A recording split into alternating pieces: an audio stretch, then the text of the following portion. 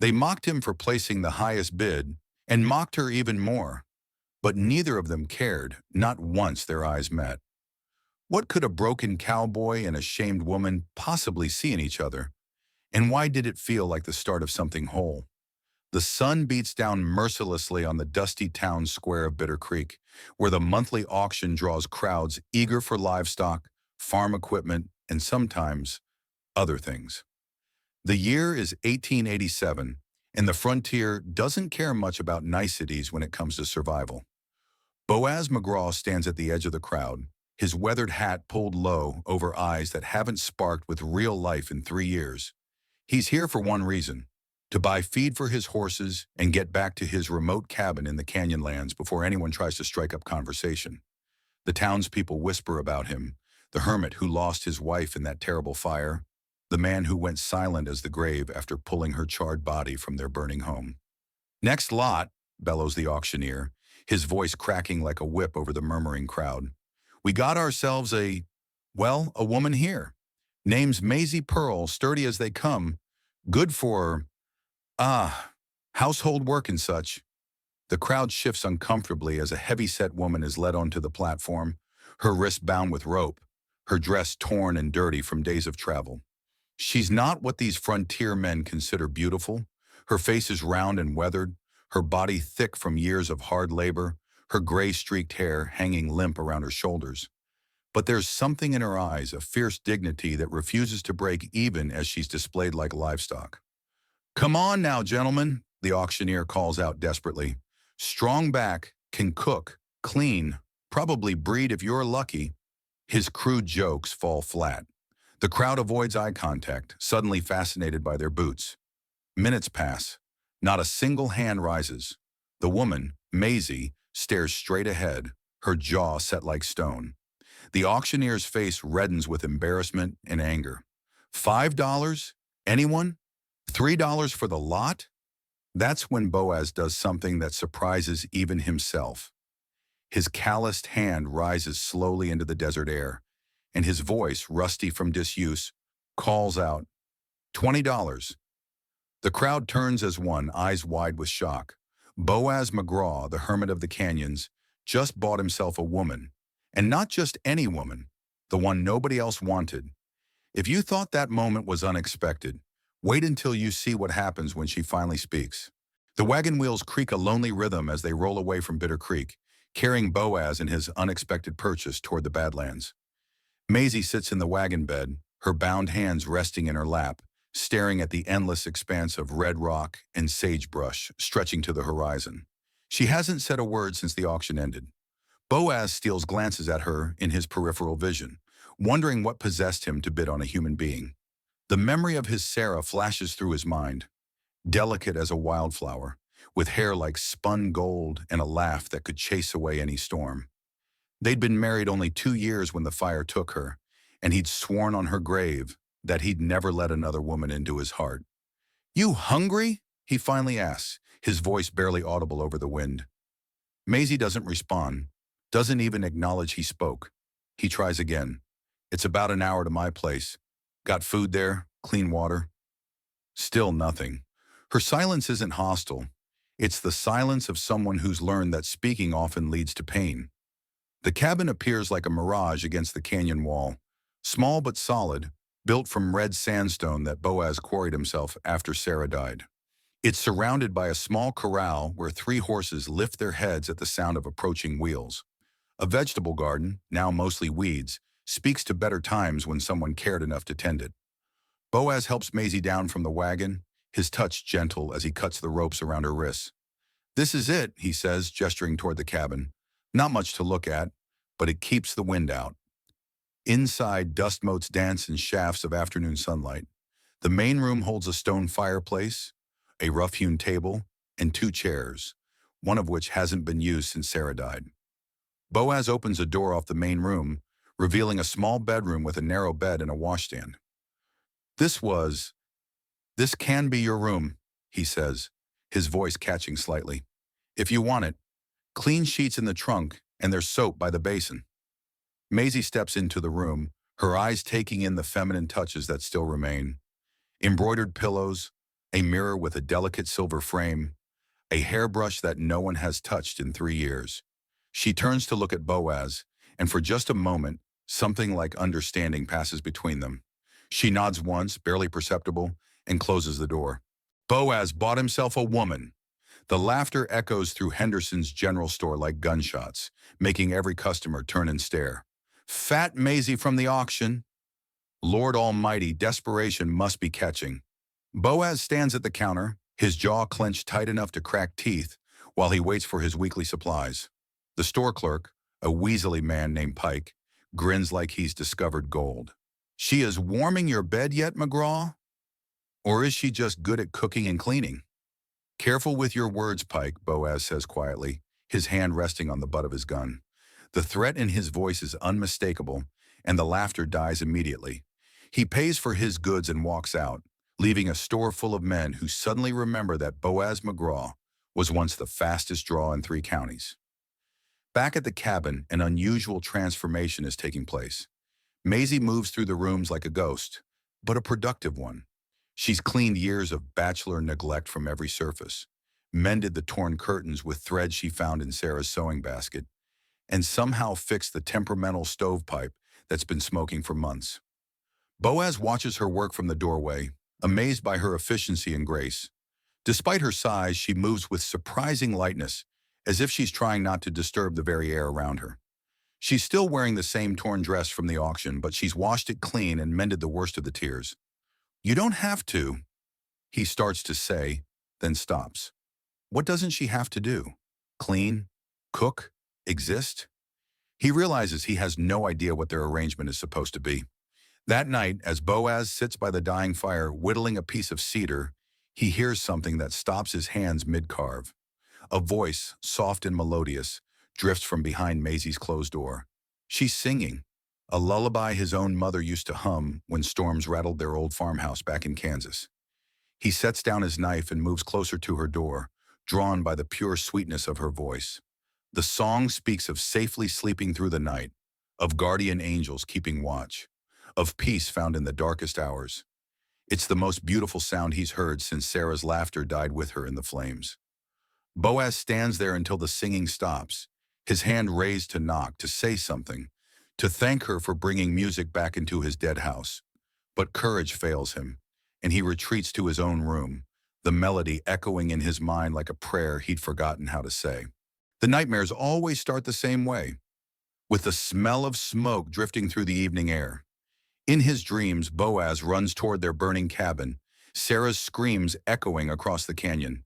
But his legs move like he's running through molasses, and by the time he reaches the door, the roof has already collapsed.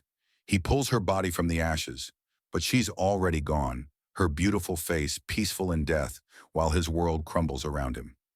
Boaz jolts awake, sweat soaking his shirt despite the cool morning air. 3 years and the dreams haven't gotten any easier. He stumbles to the kitchen for coffee and finds Maisie already up, stirring something fragrant in a pot over the fire. "Storm coming," she says without looking at him, the first words she's spoken since that day in the rain. Her voice is deeper than he expected, with a slight accent that speaks of education somewhere in her past. Can smell it in the air. She's right. By noon, purple-black clouds are building over the canyon rim, like an advancing army. The wind picks up, rattling the windows and setting the horses to nervous whinnying in the corral. That's when they hear it, the steady drip, drip, drip of water hitting the floor. "Damn roof," Boaz mutters, looking up at the growing wet spot on the ceiling. "Been meaning to fix those shingles." Before he can say another word, Maisie is already moving. She grabs a hammer from his toolbox and heads for the door. "Wait," Boaz calls after her. "That's dangerous work. But she's already outside, climbing the ladder he'd left propped against the cabin wall with surprising agility for a woman of her size. Thunder rolls overhead as she disappears onto the roof, and Boaz hears the rhythmic pounding of hammer on nails. From the street, 3 men on horseback have stopped to watch the spectacle. "Look at that," one of them hollers. "Fat Maisie's doing man's work. Boaz got himself a wife and a hired hand all in one." Their laughter cuts through the wind, but Boaz barely hears it. He's too busy watching Maisie work, noting the competent way she handles the hammer, how she tests each shingle before moving to the next. This woman knows what she's doing. The rain starts just as she climbs down, her dress soaked through and her hair plastered to her head. Without thinking, Boaz shrugs out of his jacket and drapes it around her shoulders. She looks up at him, surprise flickering in her dark eyes. "It's just rain," she says softly, but she doesn't pull away from his jacket's warmth. The mail rider appears like a dust devil on the horizon, his horse lathered with sweat from the hard ride out to the canyon. Boaz receives mail maybe 4 times a year, usually legal notices or supply catalogs, so when the rider hands him an envelope addressed to Miss Maisie Pearl, General Delivery, Bitter Creek, his surprise is evident. "Been holding this for nearly 3 weeks, the writer says, tipping his hat. "Finally figured she might be out here with you." Maisie takes the letter with trembling hands, her face going pale as she recognizes the handwriting. She mumbles her thanks and disappears into her room, closing the door with a soft click that sounds final as a coffin lid. For the next hour, Boaz tries to focus on his chores, but his attention keeps drifting to the thin line of light under her door. He hears paper rustling, then nothing. When smoke begins drifting from her window, he knows she's burned whatever was in that envelope. That evening, she didn't come out for supper. Boaz sits alone at the table, picking at the stew she'd made that morning, worrying gnawing at his gut like hunger. Finally, he approaches her door and knocks gently. "Maisie, you all right in there?" Silence stretches between them like a held breath, then so quietly he almost misses it. "Come in." He finds her sitting on the edge of the bed, staring at the ashes in a small bowl beside her. Her face is streaked with tears, but her voice is steady when she speaks. "My brother wrote," she says without looking at him. "I want to know if I'm earning my keep yet. Says the family's got more debts coming due and maybe I should find a way to send money home." The implications hit Boaz like a physical blow. Her own family sold her to settle debts, and now they want more. "They can't," he starts, but Maisie cuts him off with a bitter laugh. "Can't what? Can't sell their daughter like livestock? They already did that." She finally looks at him, and the pain in her eyes is so raw it takes his breath away. "I'm not broken, Mr. McGraw, just tired. Tired of being treated like something that can be bought and sold and used up."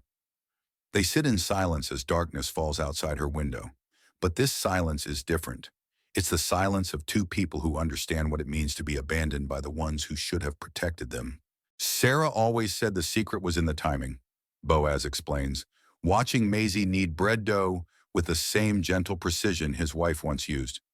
"Bread's got to rise just so, not too fast, not too slow." Maisie's hands never pause in their rhythm, but she nods to show she's listening. Over the past weeks, she's been slowly coaxing him back into the kitchen, teaching him to cook again by having him teach her Sarah's recipes. It's a strange dance of memory and new beginnings. "Your wife sounds like she was a wise woman," Maisie says, shaping the dough into loaves. "Takes patience to make something good." Something in her tone makes Boaz look up from the vegetables he's chopping. There's a small smile playing at the corners of her mouth, the first real smile he's seen from her. It transforms her entire face, revealing a warmth that's been hidden beneath layers of hurt and caution. "She was," he agrees softly, "though she had a temper that could strip paint when riled." Maisie laughs, actually laughs, and the sound is so unexpected, so purely joyful, that Boaz nearly cuts himself with the knife. She claps her hand over her mouth as if she's committed some terrible crime, but her eyes are still bright with amusement. "I'm sorry," she says quickly. "I didn't mean to." "Don't apologize for laughing," Boaz tells her firmly. "This house needs more laughter." That afternoon, he finds himself in his workshop for the first time since Sarah died. His hands remember the feel of wood and knife, the satisfaction of shaping something useful from raw material. He's not sure what he's making until it begins to take shape. A small jewelry box with delicate hinges and a hidden compartment. When Maisie finds him there that evening, wood shavings scattered around his feet like golden snow, she doesn't say anything. She just settles into Sarah's old chair by the window and watches him work, her presence comfortable as sunshine. "What was she like?" Maisie asks eventually. "Your Sarah." Boaz's hands are still on the wood, but for once the pain doesn't overwhelm him. Small as a sparrow, but fierce as a wildcat when protecting something she loved. She could make flowers grow in solid rock and talk a coyote out of his dinner. He smiles at the memory. She would have liked you. How can you be sure? Because, Boaz says, his voice rough with emotion, she always said the measure of a person wasn't in what they looked like, but in how they treated others when they thought nobody was watching. The drunk appears just after sunset, swaying in his saddle as his horse picks its way down the canyon trail. Boaz recognizes him immediately. Jake Henley, brother to the man who ran the auction house, known for his mean temper and heavy fists when he's been drinking. "McGraw!" Henley hollers, his words slurring together. "Come out here! Got business with you!" Boaz steps onto the porch, his hand resting casually on his gun belt. Behind him, he hears Maisie's quick intake of breath through the open door. "What do you want, Jake?" "Want my property back?" Henley says, dismounting with the careful movements of a man trying not to fall. "That woman you bought? She still owes money to folks back east. Real money, not the pittance you paid at auction." "She's not your property," Boaz says quietly. "Transaction was legal and final." Henley's laugh is ugly, full of whiskey and malice. "Legal don't matter when you're talking about a whore who—" The word dies in his throat as Boaz takes a step forward, his whole body radiating threat. "Finish that sentence," Boaz says softly, "and I'll put you in the ground." "Easy now," Henley says, backing up a step. "Just came to collect what's owed. Her family's got more debts, and she's the only thing they got left to pay with. Simple business." That's when Maisie steps out of the cabin, her chin raised and her eyes blazing with a fury that makes even Henley take notice. "My family sold me once," she says, her voice carrying across the canyon like steel ringing on an anvil. "They don't get to do it twice."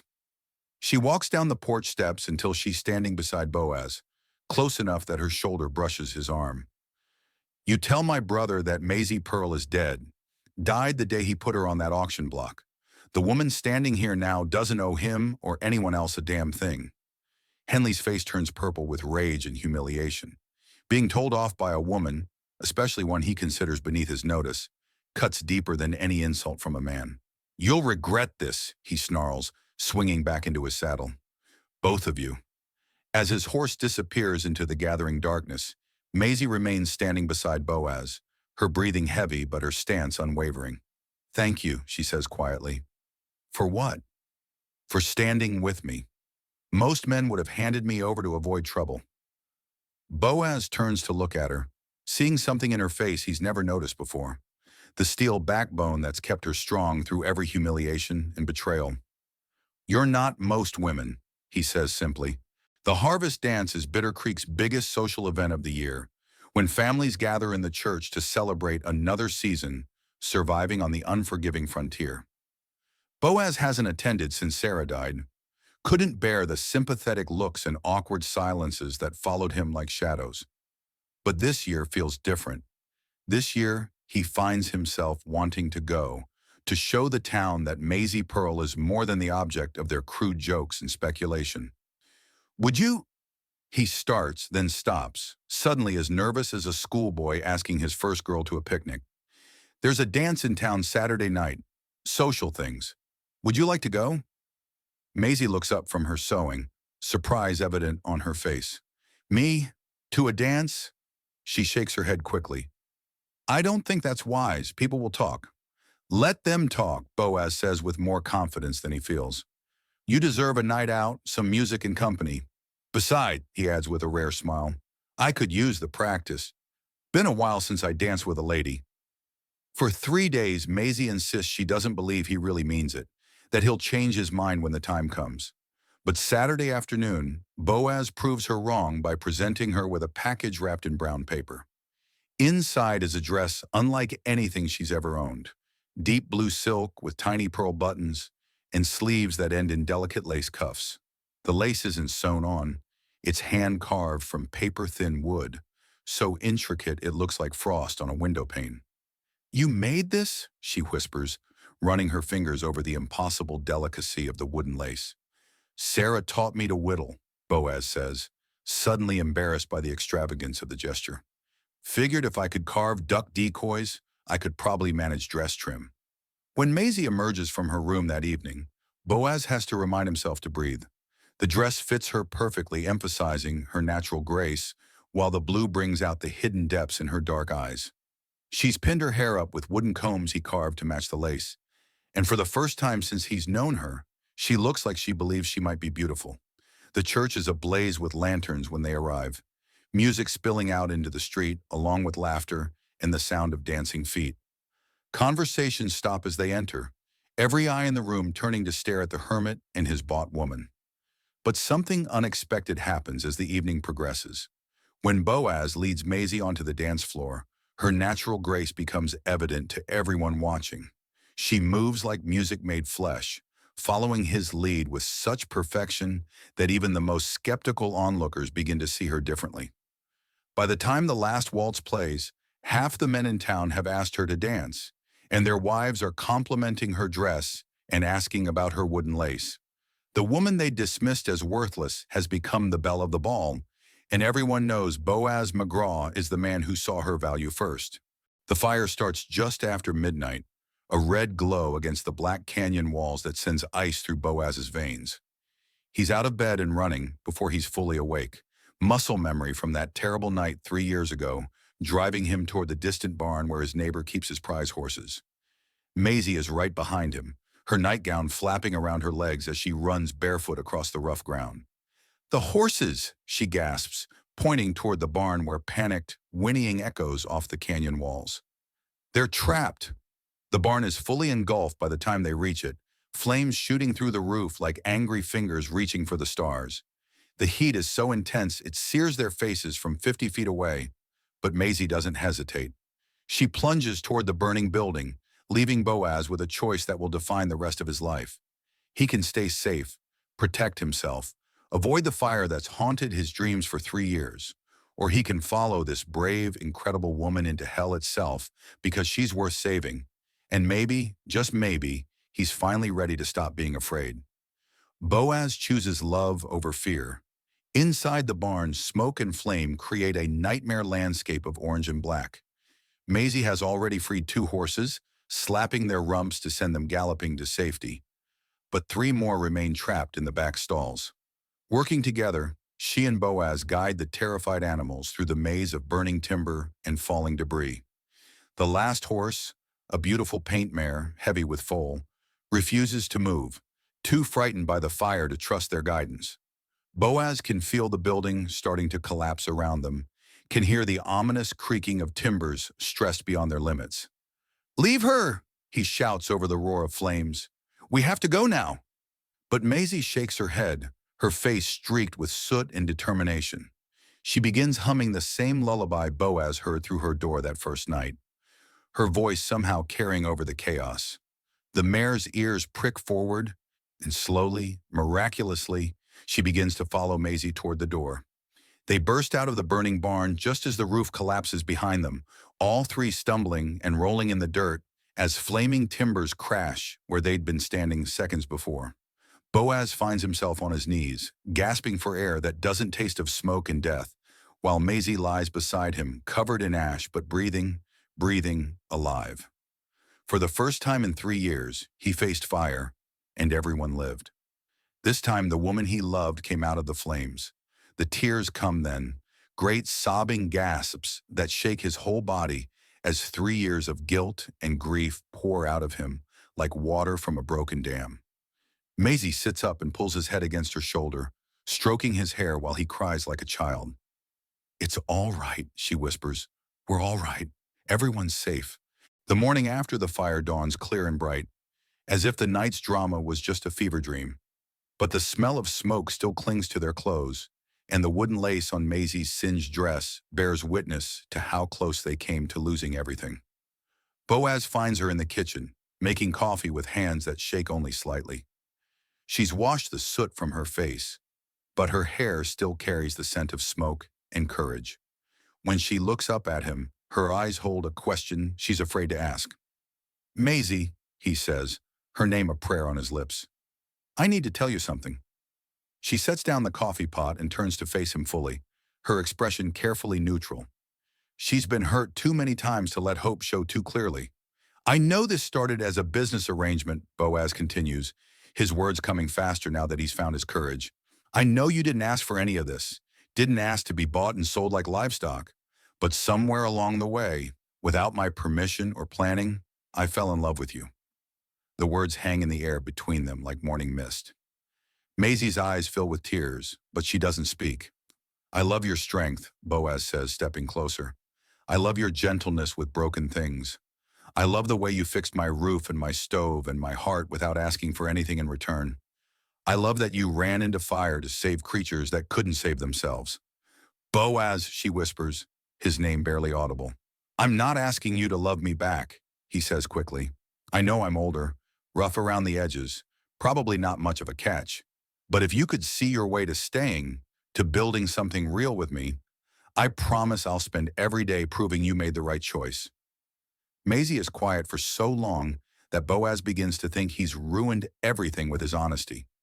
Then she reaches up and touches his face with fingers that smell of wood smoke and miracles. So am I, she says simply. So you're what? In love with you. Her smile is radiant as the sun rises.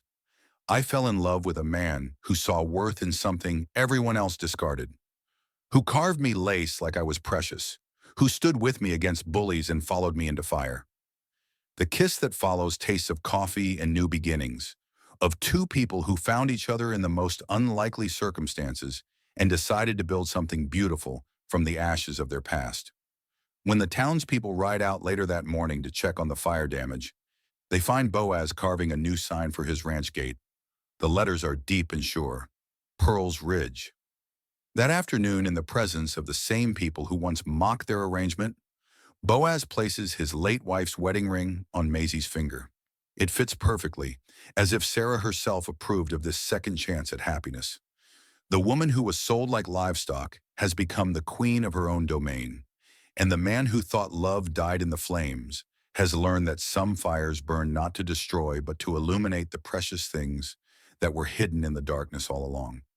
If you thought these were crazy, you won't want to miss what happens in this next video.